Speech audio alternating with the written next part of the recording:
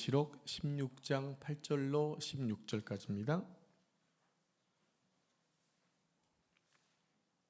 요한계시록 16장 8절로 16절까지 말씀을 한 절씩 제가 교독하겠습니다.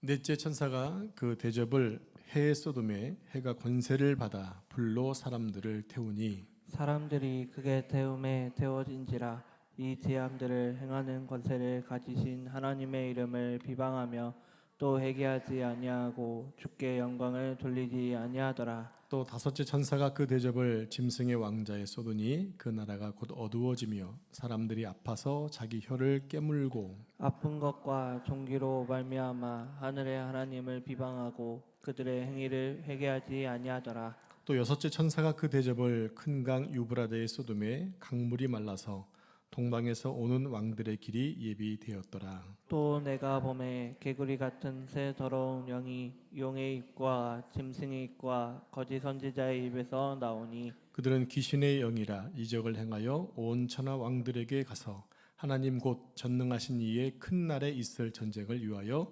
그들을 모으더라. 보라, 내가 도둑같이 오리니 누구든지 깨어 자기 옷을 지켜 벌거벗고 다니지 아니하며 자기의 부끄러움을 보이지 아니하는 자는 복이 있도다. 16절 같이 읽습니다. 새 영이 히브리어로 아마겟돈이라는 곳으로 왕들을 모으더라.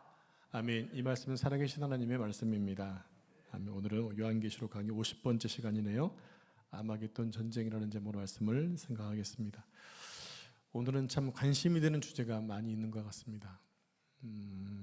아마겟돈 전쟁, 이게 언제 일어날 전쟁인가 관심 많이 계시죠? 언제 끝날 것인가 이 땅이. 주제가 무겁지만 그래도 말씀을 잘 들으시면서 새로운 도전과 위로와 힘이 있기를 원합니다.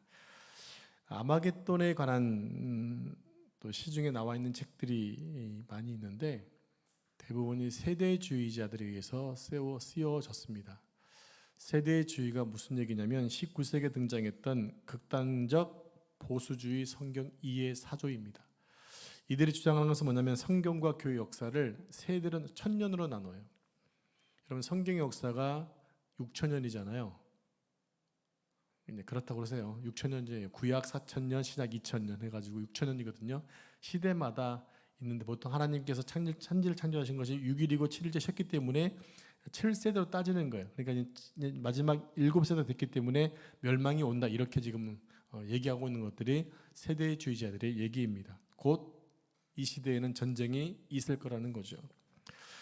그래서 주의자들은 아마겟돈 전쟁의 초점을 첫째는 이 전쟁이 언제 터질 것인가. 여러분 언제 터질 것 같습니까? 또 하나의 주제는 어디서 터질까에 관심을 갖고 있습니다. 그래서 어떤 사람들은 2차 세계전쟁이 일어났을 때 이게 아마겟돈 전쟁이다라고 했지만 지나가 버렸습니다. 그리고 또 미국이 이라크와 전쟁을 일으켰을 때 드디어 아마겟돈이 아랍에서 터지는구나, 이게 아마겟돈이네 라고 했지만 역시 지나갔습니다. 또 지금은 러시아와 우크라이나 전쟁을 일으켰을 때 큰 나라가 전쟁을 일으켰기 때문에 이게 마지막 전쟁이구나 라고 생각했지만 역시 진행 중입니다. 또 초유의 관심사는 아마겟돈이 어떤 곳이냐라는 거예요. 성경은 이미 아마겟돈이라 나와 있지만 어떤 곳이냐, 한반도를 말하는 것이냐. 왜 한반도가 너무 중요하잖아요. 그렇죠? 한반도를 말하는 것이냐 아니면 중동의 화약고인 이스라엘이냐고 학자들마다 의견이 분분합니다. 학자들 간의 의견이 분분해요. 저는 성경의 문자 그대로 아마겟돈 지역에서 전쟁이 일어날 것이라고 믿고 있는 사람 중에 한 명입니다. 제 주장이 맞다는 것이 한 명이라는 거예요. 왜냐하면 성경을 저는 믿기 때문에 잠깐 지명도 나와 있기 때문에, 그리고 구약의 무기또라는 지역이 아마겟돈이기 때문에 그렇게 믿고 있는 것뿐입니다. 그리고 여전히 하나님은 이스라엘을 중심으로 활동하고 계시기 때문에 그쪽이 아닐까라는 생각을 하게 되는 거죠. 자, 이처럼 오늘 본문이 좀 혼란스럽다는 사실을 염두에 두시고 말씀을 들으시기를 바라겠습니다. 자, 먼저 본문 8절 9절 말씀 한 절씩 교독하겠습니다.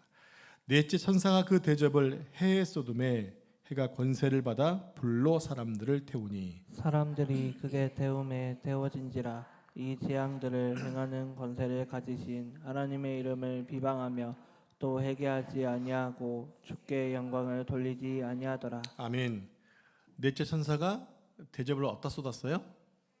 해에 쏟았습니다. 근데 해가 권세를 받았어요.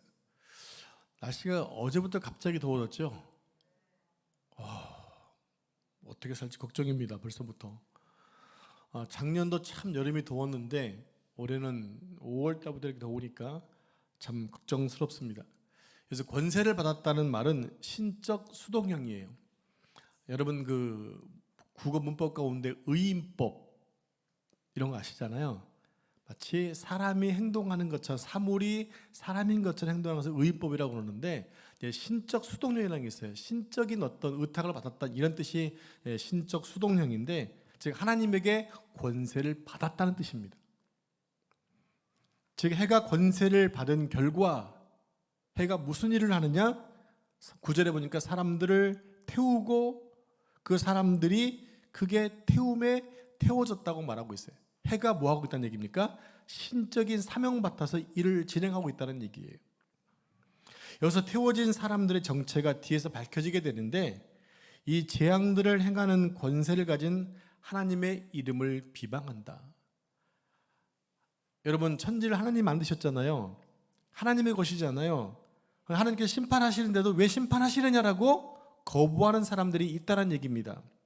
또 잘못한 사람들에 대한 징계가 진행되고 있음에도 불구하고 그들은 회개하지 않았다라는 거예요. 또 한 무리가 누구냐면 주께 영광을 돌리지 아니한 자. 이 세 부류에게 태양이 하나님으로부터 권세를 받아서 그들을 태웠다라고 말하고 있는 거죠. 이 네 번째 대접 재앙에 해당되는 사람들의 정체가 세 가지로 설명되고 있지만 결국은 한 부류입니다. 어떤 사람입니까? 예수님 밖에 있는 사람들, 즉 구원받지 못한 사람들을 이야기하는 거예요. 여기서 권세를 받은 해가 이 사람들을 불러 태웠다고 했는데 그럼 이 재앙이 무엇을 의미하는 것일까요? 자, 우리 함께 요한계시록 7장 15절 16절 말씀을 화면 보시고 한 절씩 교독하겠습니다.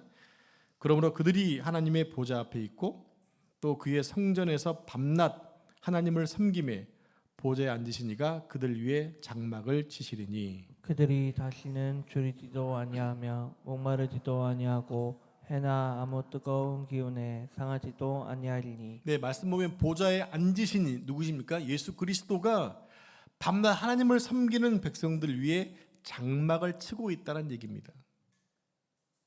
여러분, 이것은 그들이 뜨거운 기운에 고생하고 있는 그들을 덮어주시는 은혜를 말하고 있는 거예요. 요한계시록 7장을 보면 뭐가 떠오르나요? 광야가 떠오릅니다. 광야가. 이스라엘 백성들이 광야를 지날 때 제일 큰 문제가 바로 이 뜨거운 태양의 문제였어요.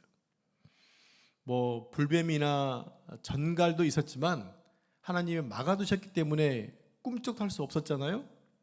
제일 큰 문제는 태양의 문제였어요. 여러분 특히 팔레스타인 지역의 광야는 매우 무덥습니다. 낮과 밤의 온도차가 무려 50도 차이가 나요. 그래서 한여름에 순례 성지 순례를 거의 가지 않습니다. 가면 거의 죽습니다. 살인적이에요. 이게 하루 이틀도 아니고 장마치 40년 동안 남녀노소 거기에 장년만 있는 것이 청년만 있는 것이 아니라 나이 드신 연세 많이 드신 분도 계셨고 아기들도 있었어요. 그들이 함께 광야를 통과해야 되는데 얼마나 힘들고 어려웠을까요? 그래서 하나님은 그들을 아시고 구름 기둥을 주신 거예요. 구름 기둥이 태양을 가리는 거죠. 이제 제가 어제부터 오늘 오전 점심 때까지 신경을 본 게 뭐냐면 여러분 지금 다른 단지도 지하 주차장에 물이 잔뜩 있나요? 지금? 5단지도 그래요? 지금 현상이 그런가 보네요. 아직 장마 기간도 아닌데 왜 습도가 이렇게 높은지 모르겠어요. 교회도 지금 화장실에 물기가 잔뜩 있어요. 지금 전체가 그런 게 맞는 거죠? 좀 관심 좀 갖고 사세요. 지금 습도가 높아지고 있다는 얘기예요. 제가 뭘 얘기하고 있냐면 광야는 비록 뜨겁지만 태양만에 가려지면 습도가 없기 때문에 시원하다는 얘기입니다. 그러니까 구름 기둥이 있으면 날씨가 뜨거워도 견딜 수 있게 하는 거예요. 그게 하나님의 인도하심이었다는 얘기죠. 그래서 하나님이 그들을 위해 구름 기둥으로 덮어주셨어요. 그처럼 요한계시록 7장의 이야기는 하나님의 철저한 보호 밑에 있는 백성들을 뜨거운 태양으로부터 상하지 않게 보호하신다는 얘기죠. 우리가 찬양하잖아요. 낮의 해와 밤의 달도 너를 상치 않는다. 왜 그렇습니까? 하나님께서 지켜주시니까. 즉 하나님의 보호 밑에 있는 사람들 하나님의 보호를 받고 인도함 받는다는 거, 안전하다는 얘기입니다. 그렇지만 하나님 밖에 있는 사람들은 어떠냐? 결국은 태움받아 멸망한다는 거예요. 태양을 가려주는 세력이 없으니까. 자, 네 번째 대접의 진노가 무엇인가를 보겠습니다. 다시 반문 8절 9절 보면 넷째 천사가 그 대접을 해에 쏟음에 해가 권세를 받아 불로 사람들을 태우니 사람들이 크게 태움을 받았다고 기록했지요. 이것은 그리스도 밖에 있는 사람들에게 진노가 임했음을 말해주고 있습니다. 여러분, 그러니까 여러분들은 어떤 마음이 듭니까? 안도감이 들죠. 아, 나랑 상관없는구나. 근데 이 사람들의 특징이 뭐냐면 이런 진노가 임하게 되면 돌이켜보고 뭐 해야 됩니까? 회개를 해야 되는데 회개하지 않는다라는 거예요. 따라서 이 메시지는 말 안 들으면 이런 저주를 받으니까 늦기 전에 돌이켜 하는 기회와 여지를 주기 위함이 아니라는 거예요. 이것은 하나님의 날개 밑에 있는 자의 인생과 그렇지 않은 자의 인생을 본질적으로 확실하게 구분시켜 놓는 거예요. 극단적으로 이것을 들여다보면 우리 모든 그리스도인들은 우리의 운명이 은혜라는 말로 설명된다는 얘기입니다. 여러분, 우리도 만약에 하나님 안에 은혜를 받지 못했으면 태양에 타 죽는 사람들과 함께 멸망당했어야 한다는 거예요. 근데 우리는 너무도 신기하고 감사하게 그리스도의 십자가 대속으로 인해서 구원받은 자가 되었잖아요. 내가 믿은 겁니까? 아니잖아요. 하나님의 선택받은 거예요. 이스라엘 민족이 왜 복을 받았냐면 그냥 선택받은 것은 한 게 아무것도 없어요. 하나님이 이스라엘 선택하기 위해서 갈대아 우르에서 우상을 만들어 팔고 먹고 살던 아브라함을 끄집어 내셨는데 선택받은 거잖아요. 근데 아브라함의 후손들이 지금 이스라엘 백성들이 된 거잖아요. 그들은 그냥 선택받은 것뿐이에요. 그게 구원이었던 거죠. 근데 우리 또한 어떻습니까? 하나님께 구원받아 선택받아서 지금 믿고 있고 그리스도 안에 있는 이것이 얼마나 큰 은혜냐라는 거죠.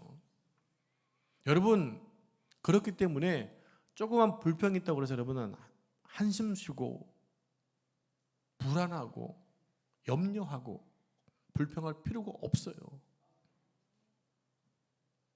이거는 참다운 은혜를 모르는 사람들이 하는 일들이에요. 큰 은혜를 입었으면 작은 것은 쉽게 지나갈 수 있어야 되는 거 아닌가요? 근데 우리는 작은 것에 우리는 생명 걸 때가 얼마나 많은지 몰라요. 참 한심스럽게도. 여기서 말하는 진노는 우리들에게 해당되는 진노가 아니라 끝까지 하나님의 진리를 거역하는 우리들의 삶이 어떻게 되는가를 설명하고 있습니다. 이것은 먼 훗날에 일어날 일이 아닌 지금 일어나고 있는 현상이라고 하는 거예요. 세상 사람들 열심히 살면서 고생을 하며 살면서도 인생의 목적과 방향을 모르고 살고 있잖아요. 그들은 왜 인생을 살고 있는 자체를 모릅니다. 그래서 노세 젊어서 노세 그러는 거예요. 왜요? 천국에 대한 목적과 방향을 모르니까. 미래에 대한 나의 결과를 모르고 내세에 대한 삶을 모르니까 이것이 땅의 삶의 마지막인 줄 알고 마지막 즐기고 살자라는 거예요. 그게 하나님 모르는 사람들의 모습이라는 거죠. 마치 메마른 광야를 걸어가다가 뜨거운 태양에 타 죽는 사람들, 이것이 그리스도 밖에 있는 사람들의 모습이라는 겁니다. 그런데 네 번째 진노, 대접의 진노는 먼 훗날에 일어날 그날 그림이 아니라 오늘도 우리의 삶 가운데 매일 듣고 보고 하는 일들이라는 거예요. 여러분, 지금 요한계시록 교회 보고 있으면서 들었던 말씀이 뭔가요? 이것은 미래에 일어날 일이 아니라 지금 우리 삶 가운데 일어나고 있는 일들이라고 말씀을 드렸죠. 그렇죠? 그 사실을 기억하셔야 됩니다. 같은 직장 안에서 일하고 똑같이 돈 벌고 똑같이 땀 흘리지만 예수님 없이 돈을 버는 사람과 예수님을 주인으로 모시고 사는 사람과는 분명히 다릅니다. 목표가 다릅니다. 돈을 버는 이유도 다르고 삶을 사는 이유도 다릅니다. 맞습니까? 근데 그게 구원받은 자와 구원받지 못한 사람의 큰 특징이죠. 그러면 이 세상에서 제일 딱한 것이 무엇이냐? 의미 없이 사는 인생이라는 거예요. 의미 없이 사는 인생. 제일 무서운 형벌이 무엇이냐? 예수님 없이 사는 인생이 제일 무서운 형벌이에요. 그러니 나는 하나님 구원을 받아 지금도 그분을 예배하고 있으니 얼마나 감사한 생각입니까? 여러분 감사하시죠? 기쁘시죠? 한번 웃어보세요. 자, 이제 10절 11절 말씀을 한 절씩 교독하겠습니다. 또 다섯째 천사가 그 대접을 짐승의 왕자에 쏟으니 그 나라가 곧 어두워지며 사람들이 아파서 자기 혀를 깨물고 아픈 것과 종기로 말미암아 하늘의 하나님을 비방하고 그들의 행위를 회개하지 아니하더라. 네, 여러분 여기에 등장하는 어둠의 재앙은 출애굽기에서 9번째 사용되는 흑암 재앙을 말합니다. 하나님은 3일 동안 서로의 얼굴도 구분할 수 없을 만큼 더듬어서 볼 정도로 어둡게 만드셨던 적이 있었어요. 애굽을 덮어버리셨어요. 근데 유일하게 이 어둠을 비껴갔던 현장이 있었는데 그것이 어디냐? 고센 땅. 이스라엘 백성이 살고 있는 고센 땅만큼은 전혀 상관이 없었어요. 10절을 잘 보시면 어둠의 결과가 뭐라고 얘기했나요? 아파서 자기 혀를 깨무는 것이라고 그랬습니다. 너무 아프니까 자기 혀를 깨무는 거예요. 저는 가끔 잠을 자다가 혀를 깨물 때가 많이 있거든요. 그냥 잘 때 느껴져요. 그냥 우두둑 소리가 납니다. 그러면 뭐 혀가 물려가지고 그냥 그러면 잠자는 게 이제 싫어. 밤이 무서워져요. 제가 좀 혀가 좀 두껍거든요. 제가 말을 잘 못하는 이유가 혀가 좀 두꺼워 잘 안 돌아가서 그래요. 근데 말을 잘하면 보면 혀가 얄쌍하게 생겼는데 혀가 좀 두껍거든요. 그래서 잘도 물리기도 해요. 이게 얼마나 아픈지 몰라요. 자다가 잠이 딱 깼습니다.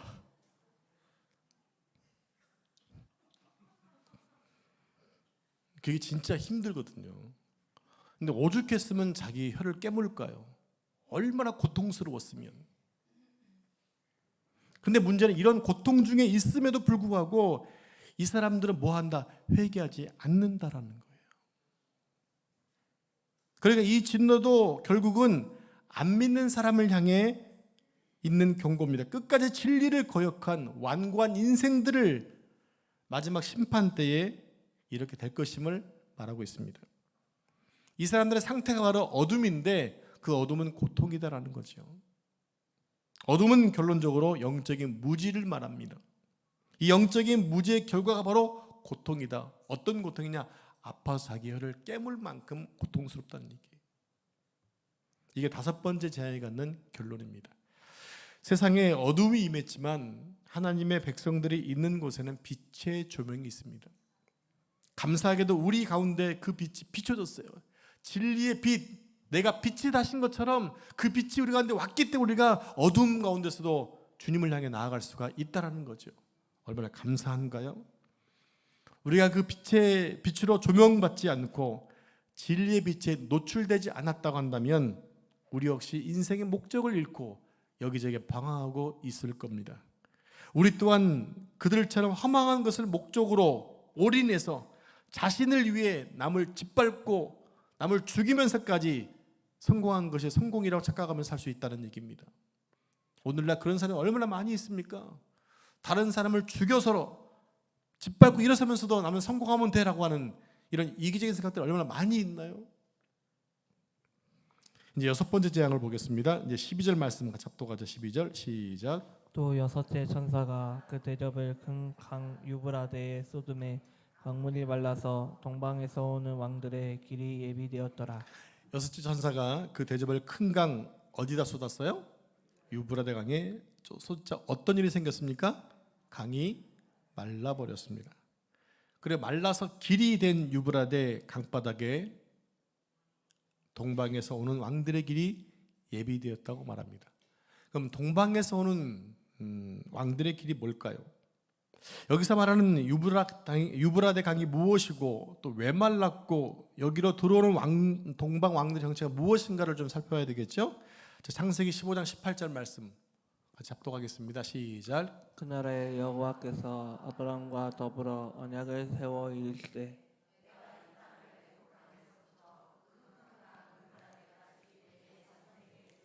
하나님의 아브라함을 부르신 다음에 애굽 강부터 유브라데까지 큰 땅을 선물로 주셨어요.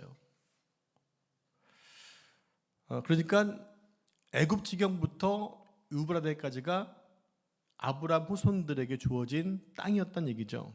자, 다음으로 이사야 11장 15절 말씀을 같이 화면 보고 있겠습니다. 시작. 여호와께서 애굽 해만을 말리시고 그의 손을 유브라데 하수 위에 흔들어 뜨거운 바람을 일으켜 그 하수를 쳐 7갈래로 나누어 신을 신고 건너가게 하실 것이라. 네, 뜨거운 바람이 불어온다고 되어 있는데 뜨거운 바람은 아라비아에서 불어오는 동풍을 얘기하는데 이것이 얼마나 뜨거운가 하게 되면 여러분들 요나 이야기 아시죠? 요나 이야기 박넝쿨을 그냥 순간 말려버렸던 그 강력한 뜨거운 바람이 동풍인데요. 이 동풍, 이 바람으로 인해서 유브라데 강을 말려버렸다는 얘기입니다. 어떻게 보면 과장법이죠. 근데 과장법이라 얘기할 수 없는 이유가 뭐냐면 하나님은 그 뜨거운 바람으로 홍해를 말려버리셨잖아요. 능히 가능할 수 있다는 얘기는 것을 우리가 이해를 해야 됩니다. 근데 이 강을 말리신 다음에 길을 만드셨어요. 왜 길을 만드셨느냐? 아수르의 포로로 잡혀갔던 이스라엘 백성들이 강이 마르니까 그 강으로 돌아오겠다라는 거예요. 회복의 기름을 말해주고 있습니다. 자, 다시 본문 12절 말씀을 다시 합독할게요. 12절 시작. 또 여섯째 천사가 그 대접을 큰 강 유브라데에 쏟음에 강물이 말라서 동방에서 오는 왕들의 길이 예비되었더라. 네, 12절 하반부의 하반절에 보면 이 유브라데 마른 강으로 동방의 왕들이 온다고 합니다. 하나님은 유브라데 강을 가끔씩 말리시는데 놀랍게도 요한계시록 같은 경우에는 이곳이 외적의 적들이 들어오는 길목이 되게 해주셨다는 얘기입니다. 그들이 유브라데를 통해서 들어오는 까닭이 무엇일까요? 이스라엘을 쳐 부수기 위함입니다.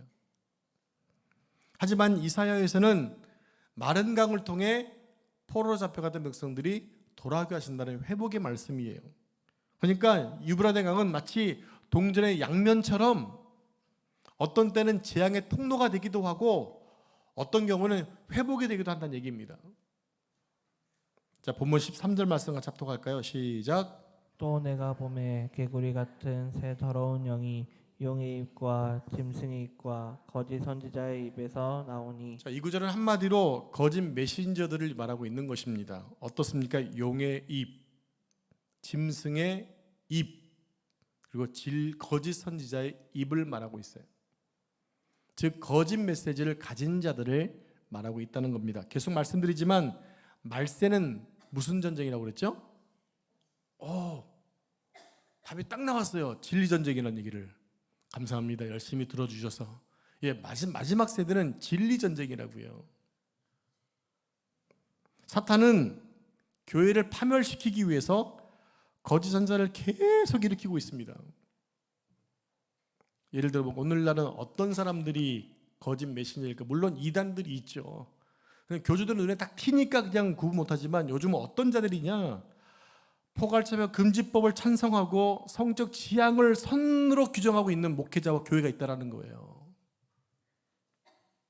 이게 얼마나 무서운지. 어떻게 사람 편을 볼 때는 야 되게 인권주의네, 사람들을 되게 이렇게 이렇게 높여주는 것 같지만 결국은 뭡니까? 하나님을 대적하는 거예요. 인간이 아무리 선한들 하나님의 그 선을 이길 수 있을까요? 근데 하나님의 법이 마치 사람을 잔인하게 죽이는 것처럼 오도하고 내가 선한 사람처럼 이렇게 착각하는 것들이 너무나 많이 있다고 하는 거예요. 그건 오만이고 교만이에요. 하나님은 분명히 말씀하시잖아요. 남성과 여성이 하나 될 수 없고 바뀌어될 수 없다. 그것은 저주받은 것이다. 말씀에도 불구하고 성적 지향을 주장하면서 그것이 선한 교회처럼 이렇게 아예 교회 타이틀에 우리는 교회는 성적 지향적인 교회입니다 써붙여 놨다니까요. 그런 교회들이 한두 개 교회가 아니에요. 지금 그런 목회자가 한두 명이 아니라고요. 우리가 포괄적 사회 금지법에 대한 얘기를 했을 때 반대했던 목회자도 꽤 많이 있었어요. 한국교회 기독교 윤리 실천본부 이런 것들이 그 반대하고 나섰잖아요. 마치 사람 편에서 볼 때는 그것이 되게 좋아 보이긴 하지만 하나님 편에서 봤을 때 분명히 틀린 거거든요. 중요한 게 뭐냐면 하나님의 기준이 뭔가를 봐야 돼요. 오늘 모이신 분 가운데 그것이 싫은 분은 교회를 옮기십시오. 아니면 떠나든지 하셔야 됩니다. 내가 성도인데 하나님 말씀을 못 믿겠다면 어떻게 그 성도라 얘기할 수 있겠어요? 그러니까 우리의 기준은 언제나 하나님 말씀인 거예요. 근데 그 진리를 교묘하게 바꾸는 사람들이 있다는 얘기입니다. 그게 바로 요즘에 거짓 선지자라고 하는 거예요. 그것을 정확하게 구분하는 게 필요해요. 인권 보장이 중요한 게 아니라 하나님 말씀이 중요하다고요. 근데 하나님 말씀 안에 인권보다 더 중요한 사랑이 들어있어요. 그게 뭔가요? 그 사람들을 구원하기 위해서 당신이 죽으셨잖아요. 그것만큼 큰 사랑이 어디 있나요? 그것만큼 위대한 사랑이 어디 있나요? 바로 이런 사람들이 거짓 선지자, 짐승의 입을 가진 자라고 말하고 있는 거죠. 그래서 본문 14절에서는 그들을 뭐라고 얘기하냐면 귀신의 영이다 이렇게 얘기하고 있어요. 귀신의 영이다. 그런데 그들이 이적을 행하여 온 천하 왕들에게 가서 하나님의 큰 나라에 있을 전쟁을 위하여 그들을 모은다고 얘기합니다. 왜 그럴까요? 하나님을 섬기는 사람들과 싸우기 위해서 모인다는 거예요. 귀신들의 영에 소집된 이 열국의 왕들이 유브라데 마른 땅을 통해서 이스라엘로 쳐들어간다는 얘기입니다. 이제 16절 말씀을 같이 합독하겠습니다. 시작. 이 아십을 여로 아마겟돈이라 하는 곳으로 왕들을 모으더라. 드디어 아마겟돈까지 왔습니다. 아마겟돈. 자, 이들이 전쟁하려고 모인 장소가 그 유명한 아마겟돈입니다. 아마겟돈이 그건가 봐. 그게 아니라 아마겟돈 두 개가 합쳐진 단어예요. 아하고 마겟돈이 합쳐진 단어입니다. 이 아라는 단어는 원래는 하인데 이 하라는 단어가 무슨 뜻이냐면 사이, 뭐뭐 사이, 또 산 이런 의미가 있어요. 그러니까 무기또 사이, 무기또의 산 이런 의미가 있다는 얘기입니다. 이제 성경에는 무기또에서 종종 싸움이 있었는데 그 중에 아주 특별한 싸움 세 가지를 설명해 드리면 첫 번째는 사사기서에서 여러분 드보라 사사 아시죠? 드보라 바락 장군이 가나안의 일곱 족속과 전쟁을 했던 장소가 이 무기또 기송강 주변이었어요. 거기서 큰 전쟁이 있었고 두 번째는 엘리야가 바알과 아세라 싸웠던 850명대 일이 갈멜산이잖아요. 아까 제가 말씀드렸죠. 무기또의 산, 성경학자들은 갈멜산을 얘기하고 있거든요. 그러니까 두 번의 전쟁이 거기 있었던 거. 또 하나의 전쟁이 뭐냐면 남왕국왕 요시야 왕이 바벨론과 전쟁하러 올라가는 애굽 왕과 싸웠던 곳이 이 무기또라는 장소예요. 큰 전쟁이 세 번 거기서 있었죠. 이 아마겟돈의 공통점이 두 가지가 있습니다. 첫째로 외부의 세력이 이스라엘을 파멸하기 위해 들어오는 요충지였고 통로였다는 것입니다. 거기는 실은 땅이 너무 평지기 때문에 전쟁하기에 아주 좋은 장소가 무기또 지역이었어요. 둘째는 이스라엘을 쳐부수게 쳐들어왔던 통로였던 그 적들이 무덤이 있는 곳이라는 얘기입니다. 그게 무엇인가요? 한 번도 승리한 적이 없다라는 거예요. 하나님이 막아주시기 때문에 이 얘기를 말씀하고 있습니다. 이스라엘을 진멸하려고 들어오는 모든 외적들이 반드시 무기들을 점령해야 되는데 무기들을 쳐들어 들어왔지만 한 번도 성공한 적이 없었다. 그 이유가 뭘까요? 하나님이 지키셨기 때문에 이스라엘을 넘겨주지 않았기 때문이라는 거예요. 오늘날 우리가 실패하지 않는 이유가 어디에 있습니까? 하나님 우리를 포기하지 않으셨거든요. 하나님이 나를 포기하지 않으셨기 때문에 내가 존재하고 있다는 사실을 여러분 기억하셔야 돼요. 그게 은혜라는 겁니다. 이 아마겟돈은 오늘날 우리 일상에 벌어지고 있는 현상입니다. 그것은 어느 장소에 언제 어느 때에 일어날 일도 되겠지만 그 아마겟돈은 지금 우리에게 무엇을 증명하고 있느냐? 우리 삶 가운데 매일매일 아마겟돈이 있다라는 얘기예요. 그러면 우리는 아마겟돈 전쟁이 언제 어디서 일어날지에 대한 관심을 전혀 가질 필요가 없습니다. 살다 보면 옵니다. 살다 보면 주님의 때에 올 것입니다. 그러나 중요한 것은 우리 삶의 현장에서 매일매일마다 일어나고 있는 싸움. 지금 우리의 가정과 일터에서, 직장에서 아마겟돈 현장이 있잖아요. 우리는 늘 영적인 부분 싸우고 있지 않습니까? 그게 아마겟돈 전쟁의 현장이라는 거예요. 여러분들이 매 순간 넘어지고 있는 현상들, 제 현상들 자리가 있잖아요. 그래서 주의 이름을 싸우고 있는 곳이 있잖아요. 그것이 오늘 우리에게 아마겟돈 전쟁의 현장이라는 거예요. 결과는 뭡니까? 승리죠. 승리. 하나님이 이기게 해주시니까. 우리는 그들을 향해 대항해 싸울 필요가 없습니다. 왜 그러냐면 이미 하나님께서 이기게 해주셨기 때문에. 그러면 여러분 넋놓고 있으라는 얘기 아닙니다. 깨어 있어야 한다는 얘기예요. 본문 15절 말씀 같이 합독하겠습니다. 15절 시작. 보라, 내가 도둑같이 오니 누구든지 깨어 자기 옷을 지켜 벗고 다니지 아니하며 자기의 부끄러움을 보이지 아니하는 자는 복이 있도다. 예수님 뭐라고 말씀하셨나요? 내가 도둑같이 오겠다. 그러면 우리의 관심은 늘 언제이지만 우리 예수님은 그것이 우리의 알 바 아니라고 말씀하세요. 왜냐하면 지금도 우리 현장 속에서 매일매일 일어나고 있는 것이 아마겟돈 전쟁이기 때문에, 따라서 이 말의 진리가 무엇이냐? 늘 깨어서 그 시간을 준비하라는 거예요. 준비하고 있으면 언제 와도 문제가 안 된다라는 거예요. 깨어있는 사람에게는 도적같이 오는 것 의미가 없다라는 거예요. 그래서 깨어있으라 말하고 있는 거죠. 깨어있으라. 결론적으로 이 아마겟돈 전쟁은 오늘도 우리 삶의 현장에서, 가정에서 늘 일어나는 전쟁입니다. 우리의 싸움에는 내부적인 싸움이 있고 외부적인 싸움이 있습니다. 우리 그리스도인들이 늘 집중하는 것은 주로 내부적인 싸움일 때가 많지요. 내가 왜 이럴까? 나는 이거밖에 안 되나? 물론 이것도 중요하지만 진짜 어둠의 실체는 외부에 있어요. 더 중요한 것은 외부적인 싸움이라는 거예요. 그게 뭘까요? 지금 우리나라는 앞으로 장래와 한국교회 장래가 근본 대선에 있다고 많은 분들이 염려하면서 기도하고 있습니다. 우리 성도들은 이념과 사상과 학연과 지연을 뛰어넘어야 됩니다.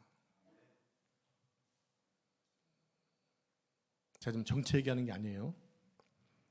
우리 내가 성도는 하나님의 사람이면 언제나 하나님의 기준이 말씀이기 때문에 우리들은 이념을 뛰어넘어야 되고 사상을 뛰어넘어야 한단 말이에요. 그리고 학연과 지연을 뛰어넘어야 한단 말이에요. 하나님을 두려워하고 하나님을 경외하는 사람을 선택해야 될 의무가 있는 거예요. 내가 하나님의 사람이기 때문에 하나님의 사람을 세우는 게 의무라고요.